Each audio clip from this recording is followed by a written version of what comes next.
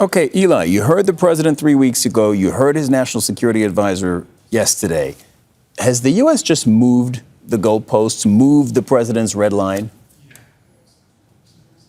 Well, I think what the Biden administration, like many other American policymakers, are learning once again is that providing largely unconditional military aid to Israel is extremely dangerous, because Israel has demonstrated that they are either unwilling or incapable of abiding by their own stated rules of engagement, let alone American red lines. They simply aren't behaving like a professional military. Israel bombed World Central Kitchen aid workers. They killed 45 displaced people in Rafah using a weapon made by Boeing and shipped from the United States. And they have now entered into, despite what John Kirby says, into what appears to be a major ground incursion into Rafah. It's becoming increasingly clear that the Biden White House is either uninterested in enforcing any red lines on Israel, or that these red lines maybe simply don't actually exist. Oh, so why doesn't, okay, so two things, I suppose. Let's start with this one. In that case, why doesn't the president do what he said he would do and limit or withdraw military support for Israel?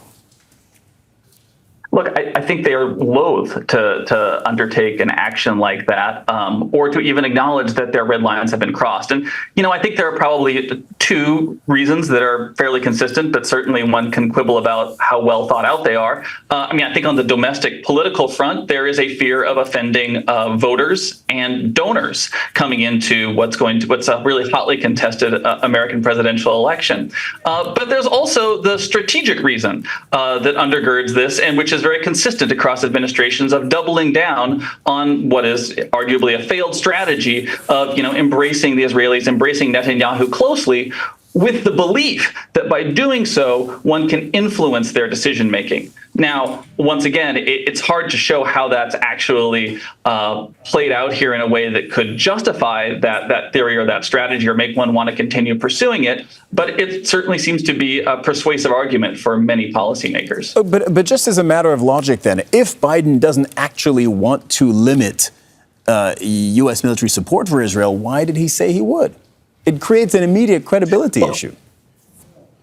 Absolutely. And he was facing increasing domestic, let alone international, backlash for the positions that he had taken of providing this unconditional support and aid. And I think as a way of trying to backstop it, or as a way of trying to address those concerns. And at this point, I would add that he's lost maybe around 3% of the voters who voted for him in the previous election in 2020 are now saying they might not vote for him again.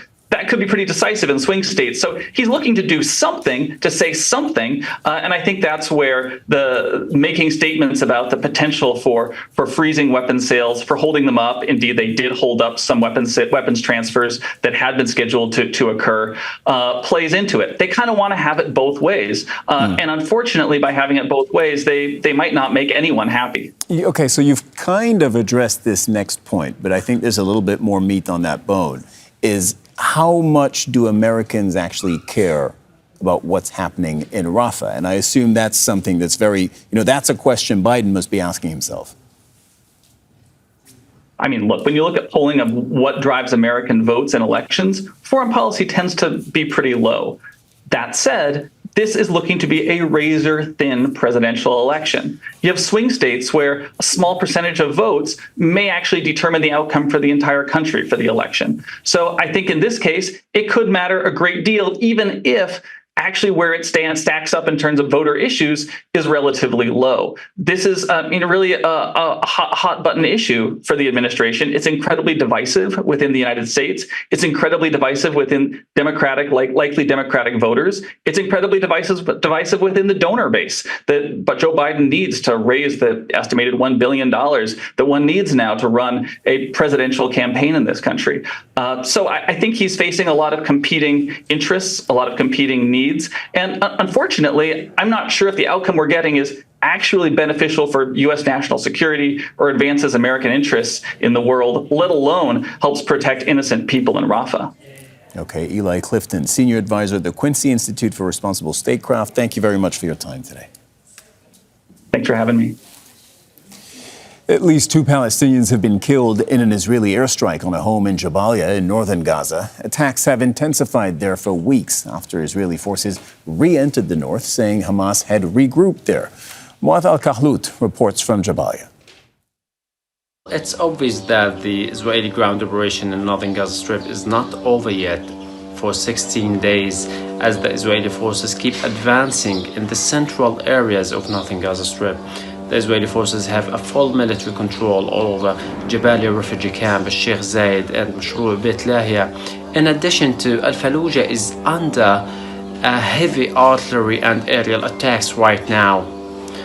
Snipers and quadcopters are shooting every mobile body at these areas, and civil defense cannot reach the dead bodies in the streets just because of the heavy of fire there. 200,000 Palestinians had to flee northern Gaza Strip and the east of northern Gaza Strip to the west, as the Israeli forces ordered in order to have a safe place or a shelter. All of these people had to flee without water or food or even batteries in order to light up the dark nights there. These people are experiencing unprecedented hardship and a crushing humanitarian circumstances.